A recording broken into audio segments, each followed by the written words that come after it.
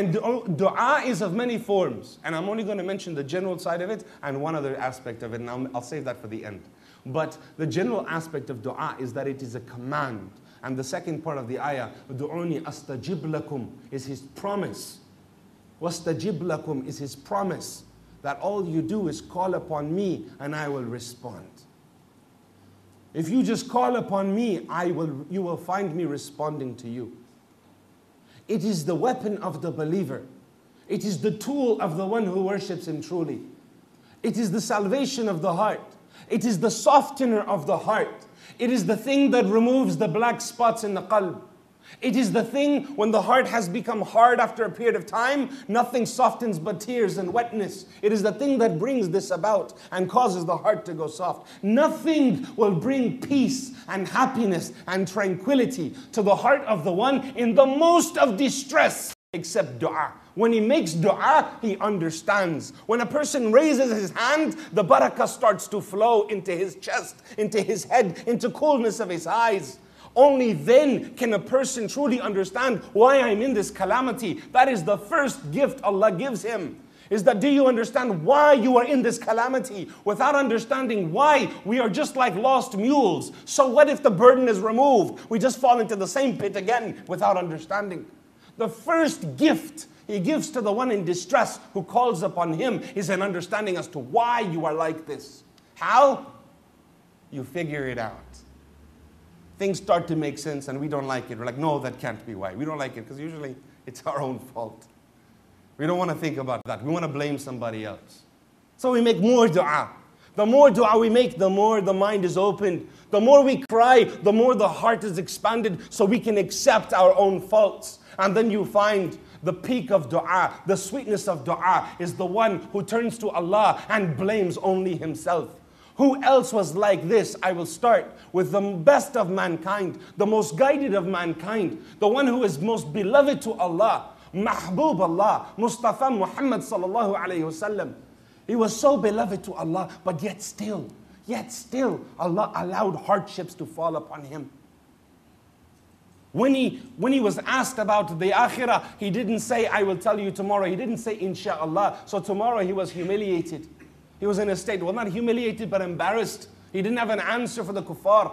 When Jibreel came, said, you are only a messenger. You didn't say, inshallah. When he frowned from the old man who wanted guidance, Abasa wa Tawalla revealed. You frowned, turned away. For who? For those who don't want to know? Maybe he would have learned. Immediately hitting him hard without holding back, and even then a threat from Allah to him. If he misguides, what would we do to him? I don't even want to utter the words. Even though he was the sweetest and kindest of men, he went through the most difficult tests of hardships. Someone asked me, when he was dying, he cried out to Aisha. When he died, he would ask for pitchers of water to be brought. As he was in a high fever, he would pour it so he would cool down. As he cooled down, he would say, have they prayed? Have they prayed? And he would fall over and faint from the heat and the exhaustion of the fever. Then again, when he would wake, he would say, bring cold water, break the fever. He'd get up, have they prayed? Have they prayed? Every ounce of energy and concern and worry for us, knowing what was waiting. But on the last moments, in the last moments where he laid in her lap and she held him and she made the siwak wet and she put it in his mouth and brushed his teeth, he looked up to her as she wept. He said to her, O Aisha, the pangs of death, verily the pangs of death are true. He suffered even in his last moments. And someone asked, why is that? Why did our most beloved of men, the one who we love more than we love ourselves, why did he have to suffer?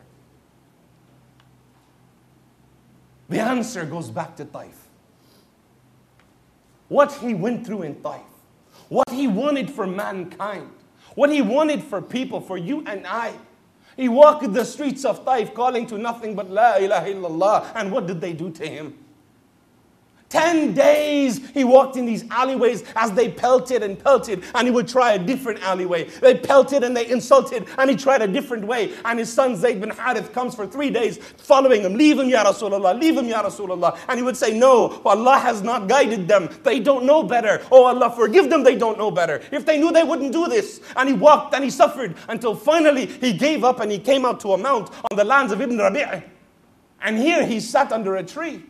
And he had to peel his sandal off his foot, for the blood had dripped down his body and dried in his sandals. Even here, suffering like this was the answer to the question, why should he have to suffer like this? The answer was when he cried to Allah, what have I done? Have I displeased you, O Allah? This is piety. This is an example. This is a lesson for you and I. When we fall to distress, first thing we should do is look inside. What have I done? And he asked Allah, what have I done? Have I upset you? Have I displeased you? Who have you given me to? To people who do this to your messenger? Even this was too much for him. This was too much for him. The torture he felt in Taif was too much for Muhammad alayhi salatu wasalam. This was the closest he got to complaining. And even that was, what did I do? Why the distress? First thing we should do is look inside. What have I done? And he asked Allah, what have I done? Have I upset you? Have I displeased you? Who have you given me to? To people who do this to your messenger? Even this was too much for him. This was too much for him. The torture he felt in Taif was too much for Muhammad alayhi salatu wasalam. This was the closest he got to complaining. And even that was, what did I do? Why have you given me to them? For even in Uhud, when Hamza was ripped open and Muhammad wept. When Handala fell and Muhammad wept. When Mus'ab ibn Umair couldn't even be covered by his clothes and Muhammad wept. When all of the Sahaba had fallen and he wept and he went to each one praying for each one and he wept for each one. Even then Aisha said, have we seen a worse day than this, O Muhammad? Ya Rasulullah. He said, yes. For Taif was far worse than this. Why? Taif was far worse than this. Alayhi salatu wasalam. He was our example. And in Taif, when he sat, when he made that dua, the closest he ever got to complaining. Have I done something? Have I upset you, O Lord?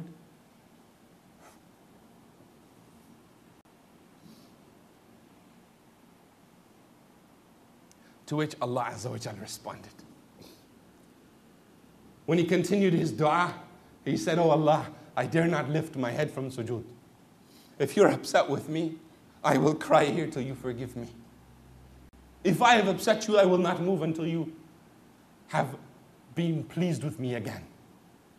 But if you are pleased with me, and you're still pleased, and this is okay, you wanted this to happen, listen, Isma'. If this is what you wanted, then I have no complaints. Do more. If you wanted me to suffer like this, if this was your will, bring more. For it's from you I will love anything you give me. Allahu musta'an.